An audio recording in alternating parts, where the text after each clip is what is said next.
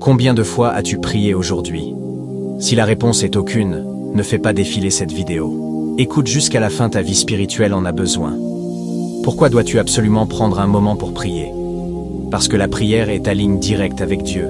C'est par elle que tu lui parles, que tu lui expliques ta situation, que tu lui présentes tes besoins, que tu sollicites sa faveur, ou tout simplement que tu le remercies pour tout ce qu'il fait dans ta vie. Et tu dois le savoir. Un cœur reconnaissant attire encore plus de bénédictions. La prière, c'est comme une ligne téléphonique spirituelle. Quand ton téléphone est éteint, tu ne peux ni appeler, ni être appelé. De la même manière, quand tu ne pries pas, tu coupes la communication avec ton Père Céleste. Regarde dans la Bible, Daniel priait 3 fois par jour. Moïse priait avant chaque mission que Dieu lui confiait. David priait tellement qu'il a écrit plus de 73 psaumes. Jésus, le Fils de Dieu lui-même, priait toujours, même la nuit. Crois-tu que tu es plus grand qu'eux? Penses-tu avoir traversé plus d'épreuves qu'eux? Bien sûr que non. Et comment ont-ils triomphé de toutes ces difficultés? Par la prière. Oui, par la prière.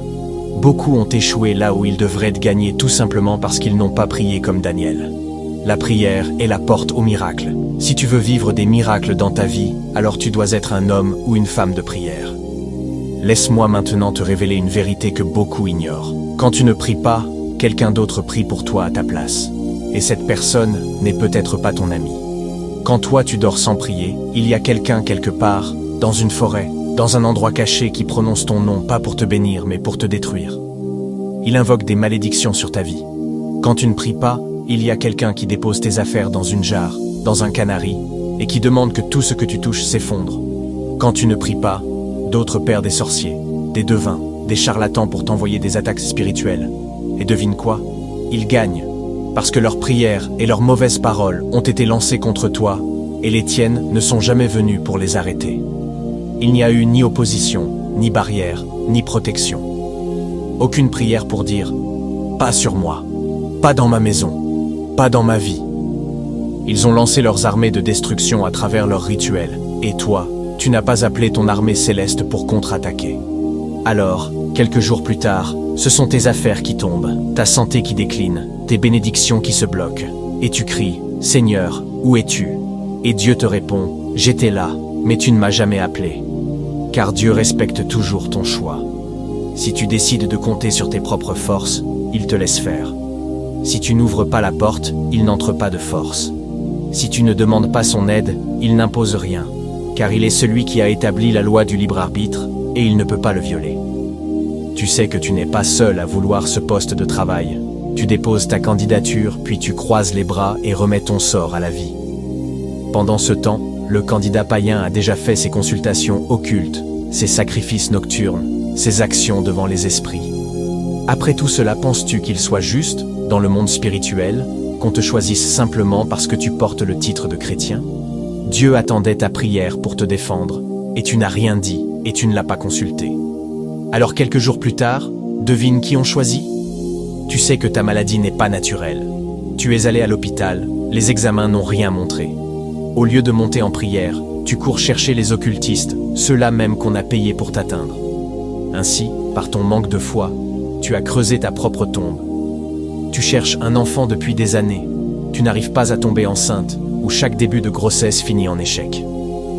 Anne n'a pas cherché 2 solutions. Elle est allée pleurer devant Dieu, dans le temple, en prière. Et tu connais la suite. Dieu l'a exaucée.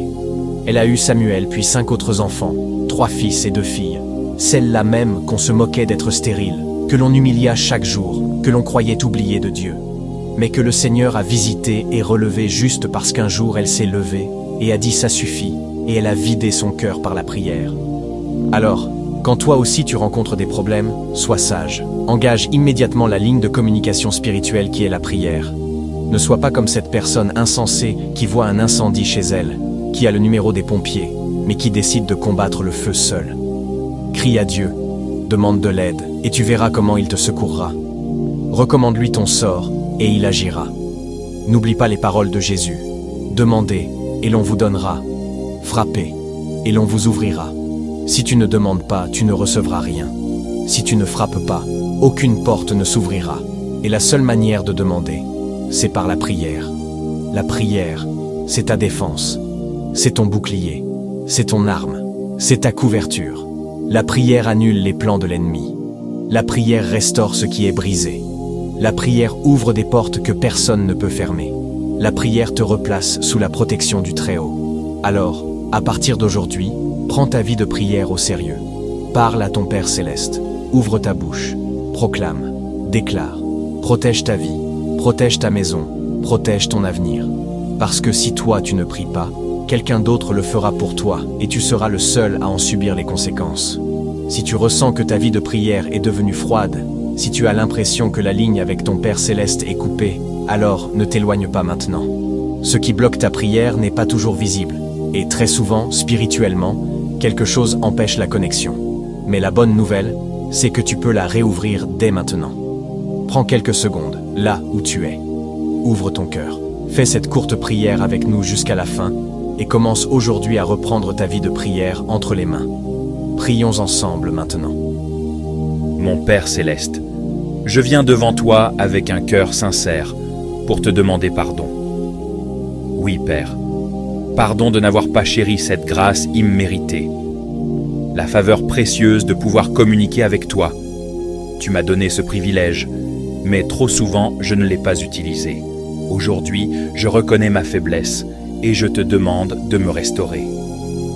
À partir de maintenant, je prends l'engagement de te parler chaque jour, chaque fois, en toutes circonstances, par la prière. Mais je sais que je ne peux pas le faire par mes propres forces. C'est pourquoi je te demande, Père, de me donner l'aide et la puissance de ton Esprit Saint. Car Jésus l'a dit, l'Esprit est bien disposé, mais la chair est faible. Alors, Seigneur, fortifie-moi. Donne-moi la volonté, le désir profond et la discipline de venir te parler sans cesse. Éloigne de moi toute distraction, tout obstacle, toute faiblesse, tout piège de l'ennemi qui voudrait m'empêcher de prier. Accorde-moi un cœur tourné vers toi, une bouche qui te cherche, un esprit qui te désire et une vie ancrée dans la prière. Merci, Père, parce que je sais que tu m'exauces. Merci pour ton amour, ta patience et ta fidélité envers moi.